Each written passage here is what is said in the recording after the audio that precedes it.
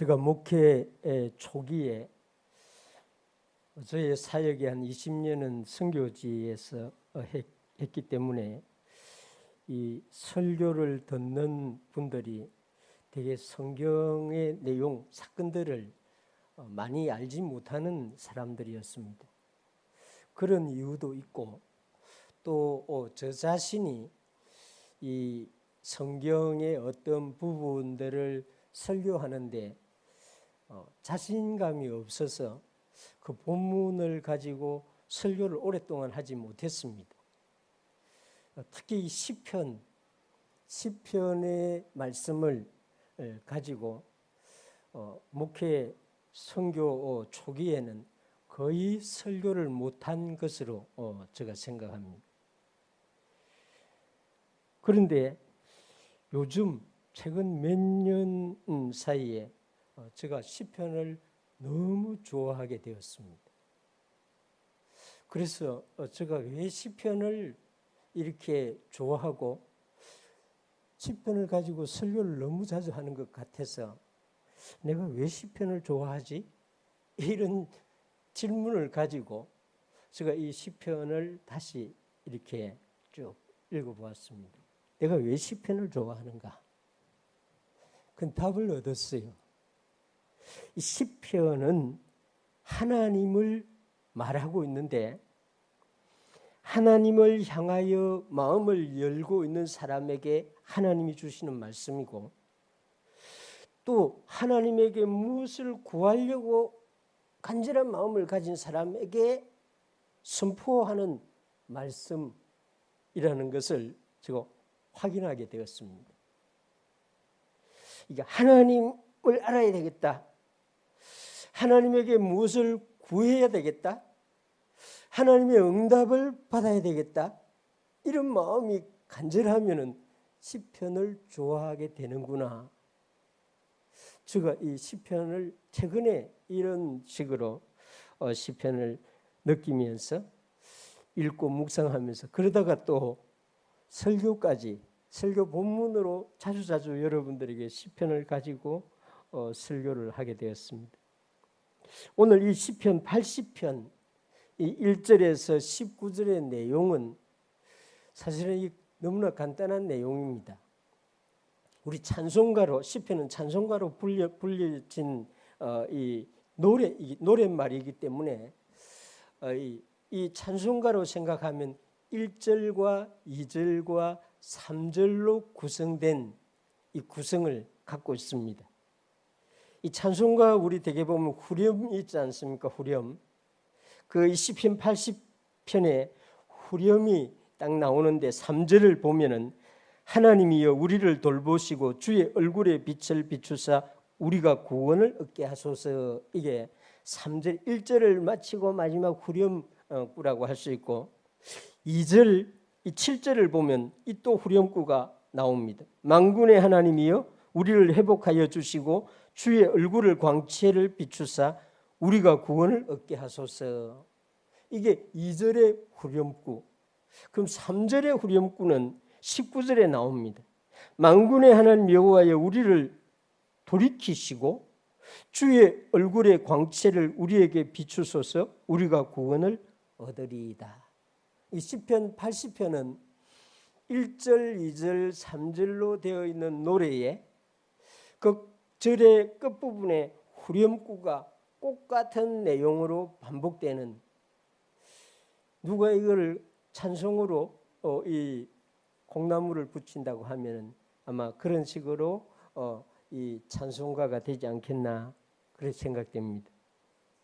이 시편 80편을 간단하게 말하면은 하나님께 무엇을 해달라고 요구하는 것입니다. 회복시켜 주소서, 소생케 하여 주소서, 이것을 이 하나님을 향해서 구하고 있는 그런 찬송이자 기도인 것입니다.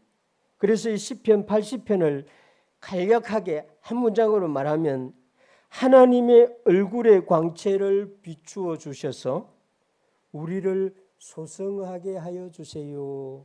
이게 시편 80편의 한 문장입니다. 내용 전체가 여기에다 포함되어 있습니다.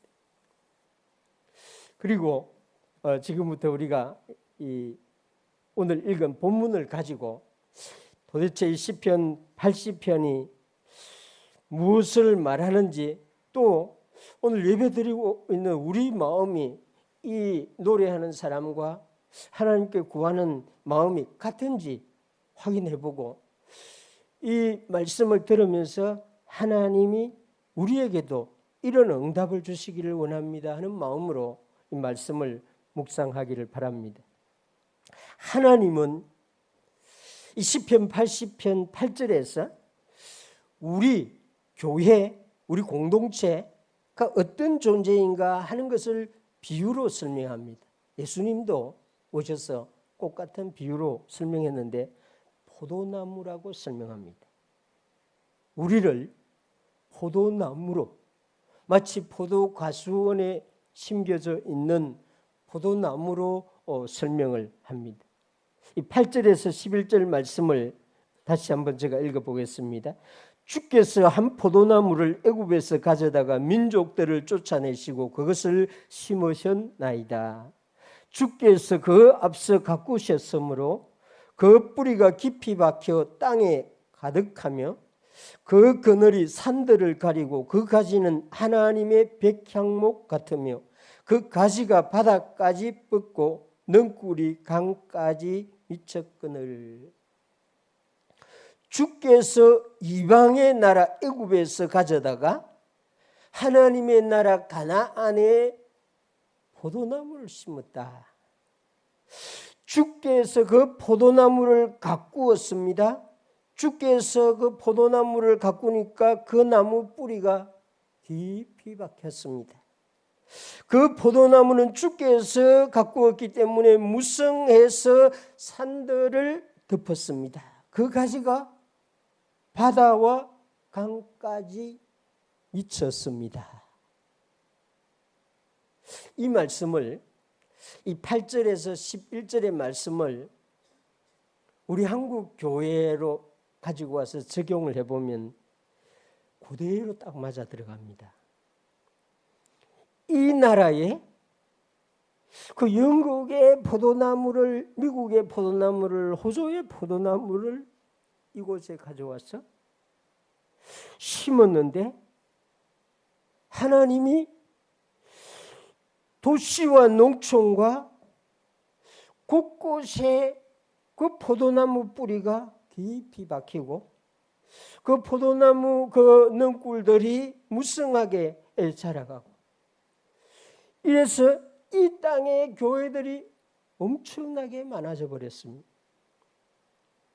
하나님께서 그 포도나무를 갖다 심어서 가꾸시면은 이렇게 됩니다 하는 것이 8절에서 11절 말씀인데, 이때에 포도나무도 사실은 중요합니다.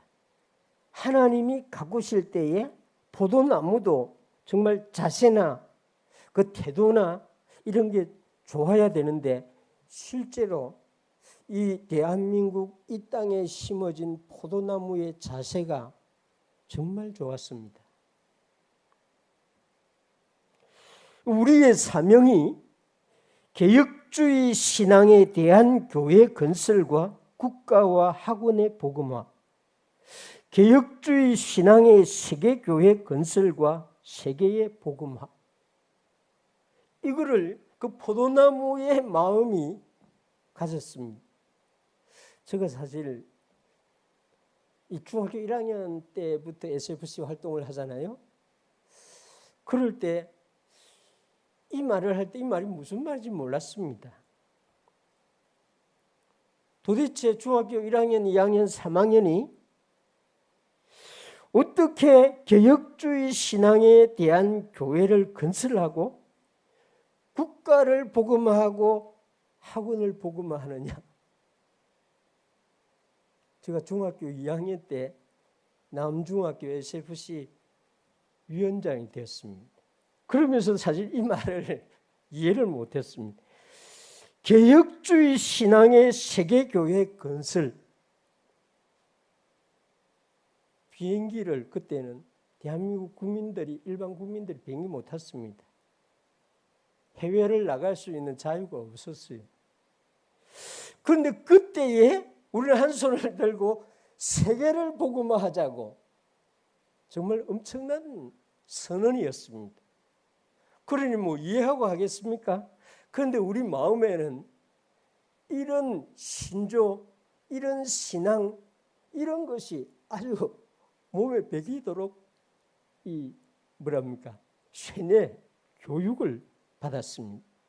우리의 생활 원리는 하나님 중심으로 산다. 우리의 생활은 성경 중심으로 산다. 우리의 생활은 교회 중심으로 산다.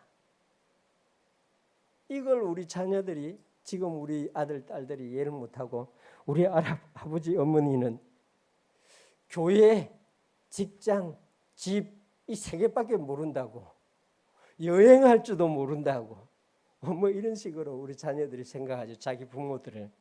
그렇습니다. 이 땅에 심어진 포도나무가 하나님 중심으로, 성경 중심으로, 교회 중심으로 살자고 하는 그런 신앙의 이데올로기, 신앙의 이념을 그 마음에 새겼던 것이죠.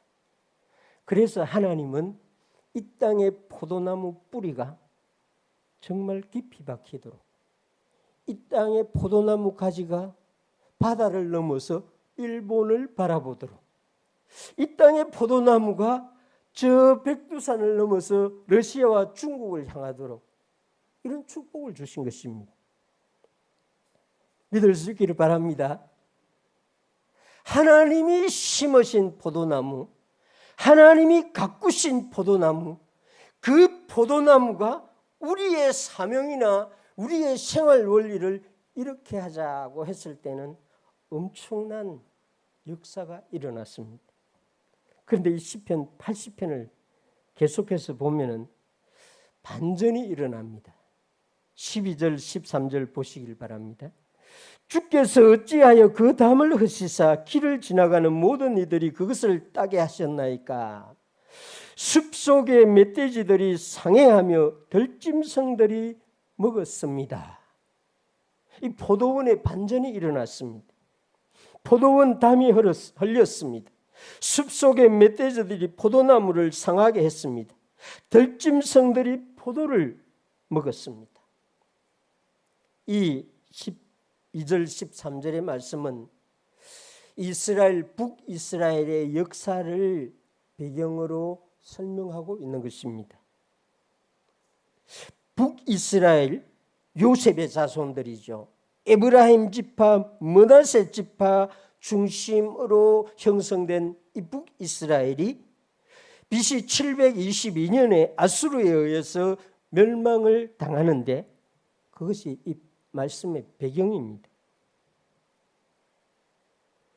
포도원에 담이 흘리고 지나가는 자들이 포도를 따먹고 멧돼지들이나 포도나무를 상해했다고 말합니다. 우리는 역사를 주관하시는 분이 하나님이라는 사실을 믿습니다. 역사는 사람이 움직이고 사람이 만들어가는 것이 아니라 하나님이 주장하신다는 것을 믿습니다. 그래서 이 12절 13절의 역사적 사건의 주체를 주께서 하셨나이다 이렇게 말하고 있습니다. 주님의 섭리하심으로 나에게 모든 일이 일어나고 있습니다. 주님의 주권적인 역사하심으로 우리의 가정의 모든 일들이 진행이 되고 있습니다. 하나님이 행하심으로 우리 교회의 모든 일들이 이루어지고 있습니다. 이 나라의 역사, 세계의 역사를 주관하시는 분이 우리 하나님입니다. 하나님은 왜 요셉의 자손들 북이스라엘을 그 포도나무를 이렇게 하셨을까요? 에브라임과 베냐민과 므낫세가 하나님의 포도나무로서 마땅히 해야 할 바를 하지 못했기 때문입니다. 하나님은 많은 선지자들을 보내어서 요셉의 자손들에게 하나님의 말씀을 알려주었습니다. 그러나 북이스라엘은 우리가 성경에 본 대로 하나님을 외면했습니다. 하나님을 멸시했습니다. 그 마음과 생각이 이방인들을 따라갔습니다. 하나님은 그러한 요셉의 자손들에게 진노하신 것입니다. 하나님이 심고 가꾸어 열매를 맺었는데도 요셉의 자손들은 그 열매가 자신들이 잘해서 맺은 것이라고 생각했습니다. 하나님께서 대적들이 침범하지 못하도록 든든한 담장을 세워주셨는데 그 에브라임 므낫세 자손들은 자기들의 손으로 담장을 세웠다, 이렇게 생각했습니다. 하나님은 그러한 요셉의 자손에게 진노했습니다. 하나님은 그 진노를 특이한 방식으로 했습니다. 어렵고 힘든 방식이 아닙니다. 하나님의 얼굴을 요셉에게서 돌리신 것입니다. 요셉을 외면한 것이죠. 에브라임과 베냐민과 므낫세에게서 하나님의 얼굴을 돌리신 것이 하나님의 진노였습니다. 그 결과 포도원 담이 무너지고 지나가던 사람들이 포도 열매를 따먹게 되고 멧돼지들이 포도원을 몰려와서 엉망으로 만드는 것입니다. 16절에 보면 그것이 불타고 배임을 당하며 주의 면책으로 말미암아 멸망하오니, 이 면책, 주의 면책이 주의 진노입니다. 북이스라엘의 역사와 유사한 일이, 거의 유사한 일이 이 대한민국에서도 그대로 일어났습니다. 20세기 초에 이 땅에 하나님이 심은 포도나무는 정말로 대단하게 자라갔습니다. 우리 선교사님들이 이렇게 와서 활동하면서 경험한 것들을 책으로 많이 나와 있는데 여러분 읽어보시기 바랍니다. 선교사님들이 이 마을을 다니면서 전도하러 가면 이미 교회가 서 있었습니다. 한 선교사님들이 보통 30개, 30개에서 50개 교회를 돌아보아서 탈진하고 지쳐서 휴양하려고 지리산에다가 선교사들이 쉬는 휴양소를 지리산에서 만들고 금강산에도 만들고 했습니다. 하나님께서 심으신 이 포도나무가, 그 백성들이 그 포도나무가 우리가 하나님의 집을, 내가 하나님의 집을, 우리 집을 하나님의 집으로 내어놓겠습니다, 우리 집에 모이세요, 이럴 때에 이 땅 조선의 포도나무는 정말 선교사님들이 깜짝 놀랄 정도로, 선교사님들의 보고에 보면은 다 우리가 아닙니다, 하나님입니다, 이런 보고들입니다. 그런데요, 하나님이 이 땅에 포도원을 시험합니다. 일본 신사라고 하는, 신사참배라고 하는 이것을 가지고 시험하고 버티다가 대부분의 교회들이 다 여기에 굴복합니다. 그런데 감사하게도 끝까지 버틴 몇몇 주의 종들과 우리는 교회 문을 닫고 들판에서 집에서 예배 드리겠다 하면서 끝까지 버틴 교회들이 있었습니다. 그런 분들의 사진이 진해 우리 이 조기철 목사님 기념관에 가면은 그분들의 사진이 정말 초라한 모습으로 찍은 사진들이 있습니다. 그래서 그런지 하나님이 이 땅을 시험하고 절반의 포도원을 남겨두었습니다. 저는 개인적으로 그렇게 생각합니다. 만약에 그때 우리 조상들, 우리 선배들이 다 그냥 시험에 넘어갔다면 이 절반도 사실 없을 거예요. 그렇지 않습니까? 러시아와 중국이 손을 뻗은 공산주의 운동이 실패한 나라가 없습니다. 유일하게 이 땅만 남았습니다. 아시아, 아프리카, 중앙아시아 완전히 휩쓸었습니다. 근데 이 땅 절반만 남았습니다. 하나님께서 긍휼히 여기사 이 땅의 절반도 아슬아슬하게 마지막 하나님께서 긍휼을 베풀어 가지고 남겨두셨죠. 하나님이 남겨주셨고 다시 자라게 하여 무성하게 이 땅에 포도나무들이 자라갔습니다. SFC가 바로 그 전쟁통에 생겨난 우리 학생신앙운동입니다. 지금 부산만 남았는데 창원, 부산, 울산, 포항도 넘어가고 여기만 남았는데 부산에서 목사님들이 집회를 하고 학생들이 집회를 합니다. 하나님이 우리를 살려주면 우리는 하나님을 선포하겠습니다. 전쟁이 나서 지금 완전히 다 끝나는데 집회를 하고 밤마다 모여서 예배를 드리고 그런 나라가 세상에 없습니다. 그래서 하나님께서 긍휼을 베푸시고 전쟁 끝난 이후에 경제 성장보다 교회 성장이 훨씬 빨랐다는 거 여러분 아십니까? 무너진 교회뿐만 아니라 새로운 교회들이 엄청나게 늘어났습니다. 신학교도 복원되고 정말로 순수한 목회자들이 무릎을 꿇고 우리 중직자들이 집에도 가지 아니하고 교회에서 기도하고 이랬습니다. 이렇게 해서 오늘 그야말로 아프리카나 아시아나 유럽이나 이 대한민국의 포도나무가 가지를 뻗었습니다. 세계 선교가 이렇게 진행이 된 것입니다.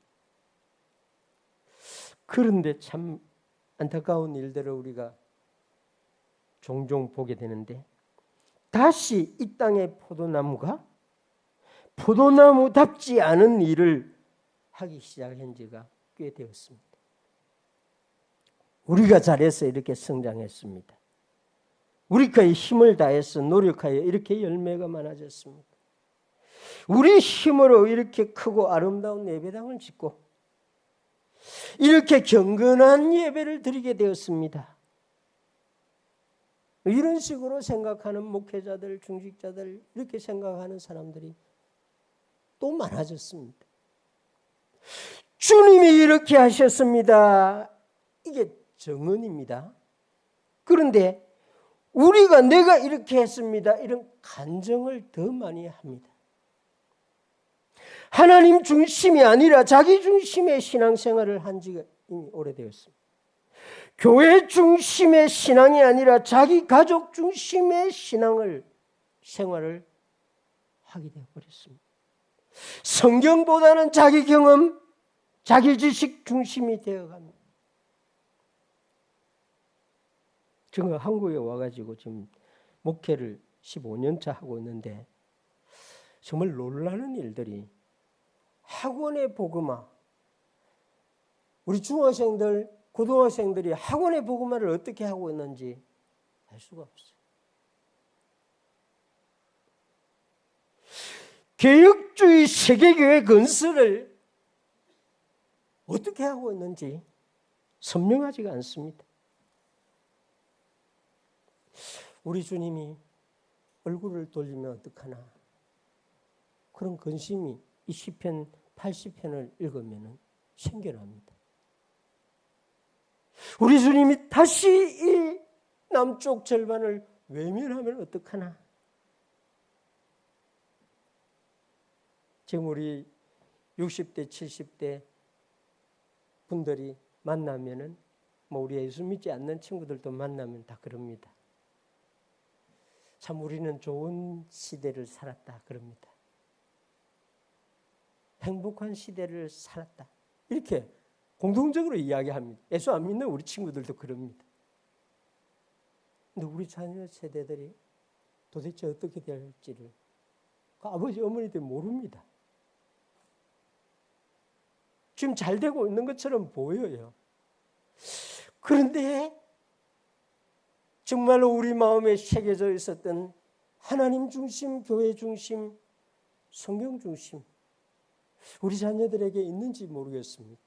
우리 교회 SFC 운동원 여러분들 마음속에 하나님 중심, 교회 중심, 성경 중심이 새겨져서 그것으로 살아갈 수 있게 되기를 주님의 이름으로 축원합니다.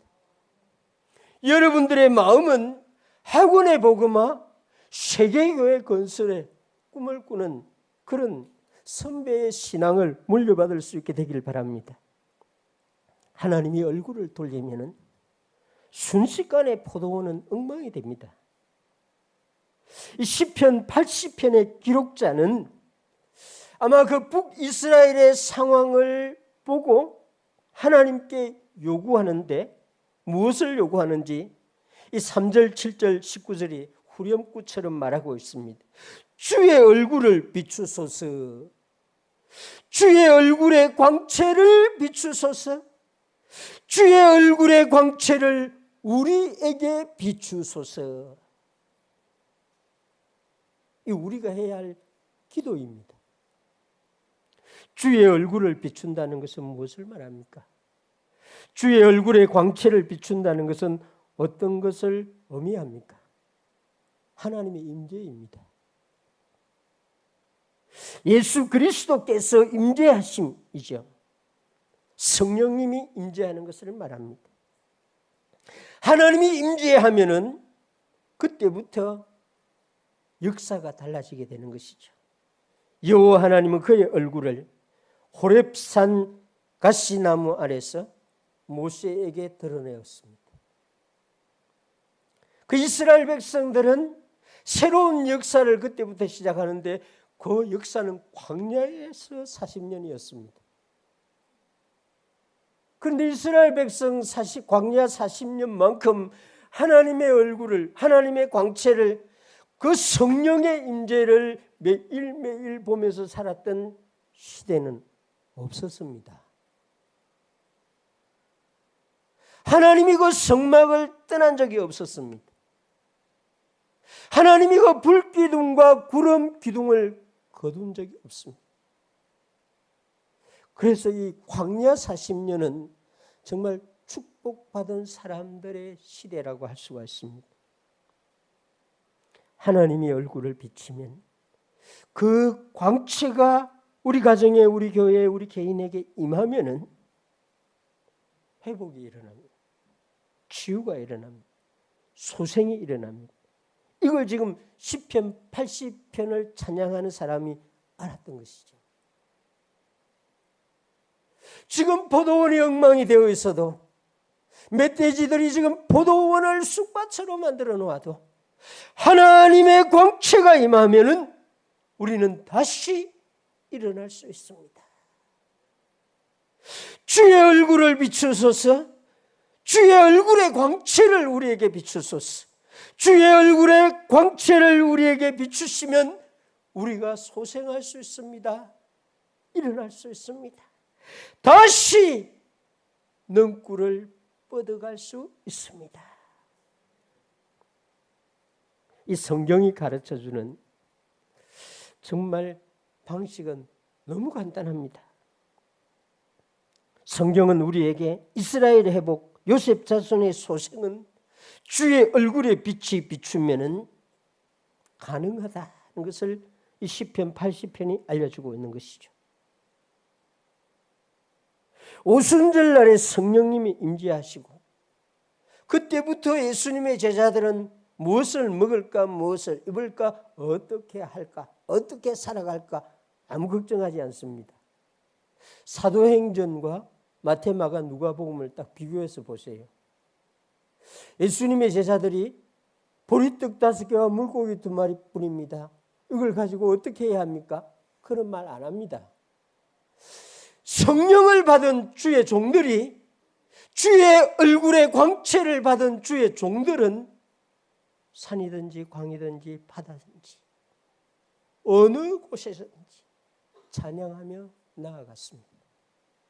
포도원의 능꿀이 이 사마리아로, 온 유대로 예루살렘을 지나서 나아갔습니다. 그렇습니다. 이 땅에 1903년에 주의 얼굴이 이 땅에 임했습니다. 1907년에 주의 광채가 이 조선 반도에 너무나 찬란하게 임했습니다. 그 광채로 이 조선 땅에 포도나무가 능꿀이 울창하게 됐고 포도 열매가 많은 사람들을 만족하게 했습니다. 그렇습니다. 교회는, 우리 가정은, 이 나라의 교회들은 하나님의 얼굴이 필요합니다. 하나님의 광채가 필요합니다. 하나님의 빛이 필요한 것이지, 저와 여러분들이 어떤 방식으로든지 일어나거나 깨어나거나 자라가거나 성장하거나 할 수가 없습니다. 우리가 뭘 하려고 해도 안 됩니다.